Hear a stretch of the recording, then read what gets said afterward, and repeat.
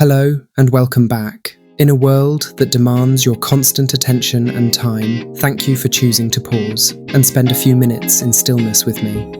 I am Sim, and here in this series, we explore the architecture of a quieter, deeper life. Too Simple Life is a channel designed to be a virtual place to sit with ourselves, thinking through stories, not answers, and holding inner peace in this complicated world.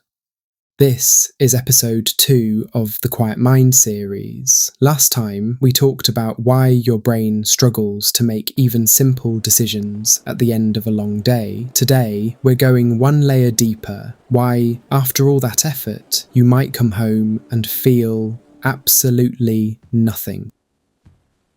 You come home after a long day, something good happened, maybe you got positive feedback, maybe someone said something kind, maybe, on paper, everything is fine, but you sit down and feel nothing, not sad, not happy, just flat, like the signal is there but nothing is coming through. If that sounds familiar, this video is for you. We talk a lot about burnout as exhaustion, about being tired, overwhelmed, stretched too thin, but there's a quieter version of burnout that doesn't get talked about as much. It's not dramatic. It doesn't feel like breaking down. It feels like switching off, like you're still going through the motions, still studying, still working, still showing up, but somewhere along the way, things stopped landing. You watch a film and don't feel moved. A friend shares good news and you smile, but there's nothing behind it. You achieve something you worked hard for, and instead of joy, there's just a kind of quiet.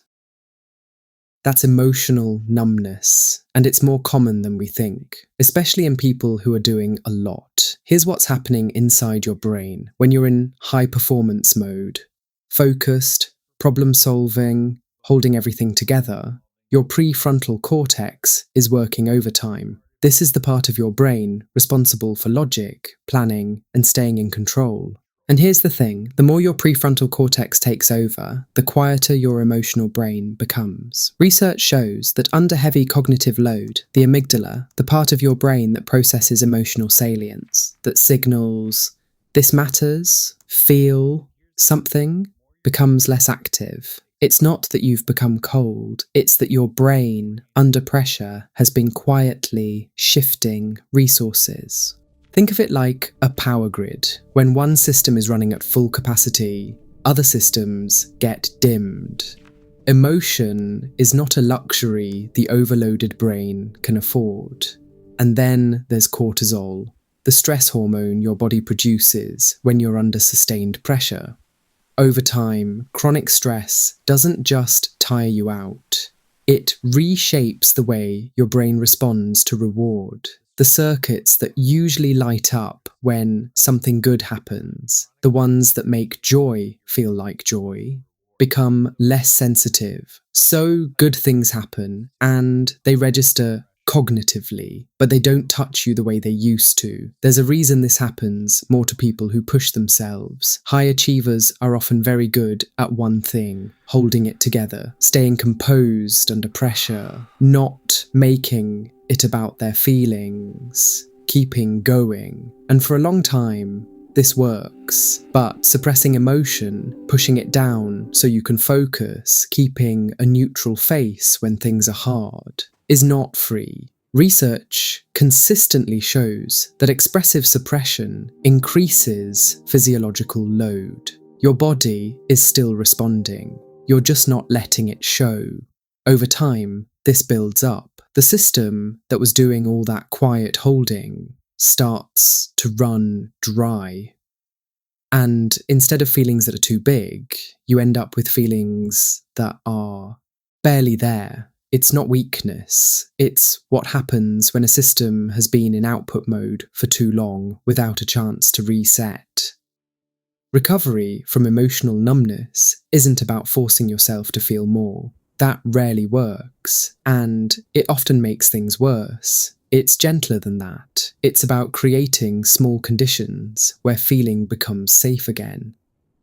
Some things that neuroscience actually supports. Taking yourself outside, even 10 to 30 minutes in a green space, can lower cortisol measurably. Not because nature is magic, but because your nervous system responds to environments that ask nothing of you.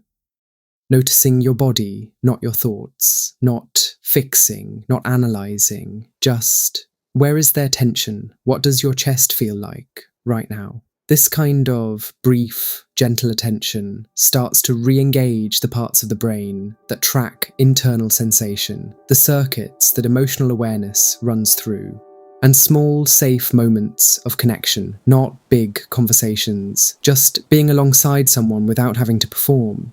The goal isn't intensity. The goal is contact, small, quiet, honest contact with what's actually there, even if what's there is just stillness. If you've been feeling numb lately, I want you to hear this. It doesn't mean you've lost your capacity to feel. It means you've been carrying a lot for a long time, often without anyone noticing. The flatness isn't the problem, it's the signal.